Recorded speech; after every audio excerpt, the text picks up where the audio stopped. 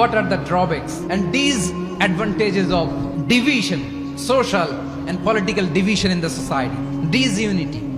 আমরা যদি বিচ্ছিন্ন হই, একে অপরের যদি মারামারি করি, একজন যদি আরেকজনের কাফের ফতোয়া দেয়, আমাদের কি ক্ষতি? এক নাম্বার ক্ষতি হচ্ছে আমরা যদি বিচ্ছিন্ন হই, আমাদের শক্তি কমে যাবে, আমাদের পাওয়ার আমরা হারাবো। আমাদের কি হারাবো? পাওয়ার। মনে রাখবেন, যখন আমি একা থাকি তখন আমি ব্যক্তি, যখন আমরা সবাই মিলি তখন আমরা শক্তি। এই শক্তি নিয়ে আমাদের সামনে এগিয়ে যাওয়ার দরকার আছে না নাই? তাহলে আমরা যদি নিজেরা বিরোধে লিপ্ত হই, আমাদের ক্ষমতা, পাওয়ার ছুটে যাবে। আমরা এই পাওয়ার হারাতে চাই না, ঠিক কিনা বলেন? রব্বুল আলামিন ঠিক তাই বললেন।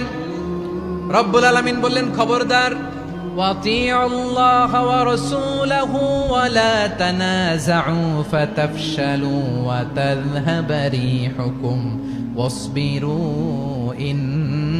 ইন্নাল্লাহা মা'আস সাবিরিন। আল্লাহর আনুগত্য করো, নবীর আনুগত্য করো, কিন্তু খবরদার নিজেরা বিরোধে লিপ্ত হয়ো না, নিজেরা মারামারি করো না, তাহলে তোমাদের শক্তি কমায় দিবে কে? ফাতাফশালু, তোমরা সাহস হারাবা, ওয়া তাযহাবা রিহুকুম, তোমাদের শক্তি কমে যাবে, পাওয়ার কমে যাবে।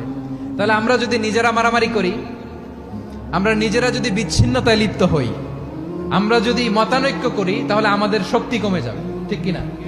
আমরা শক্তি কমাবো।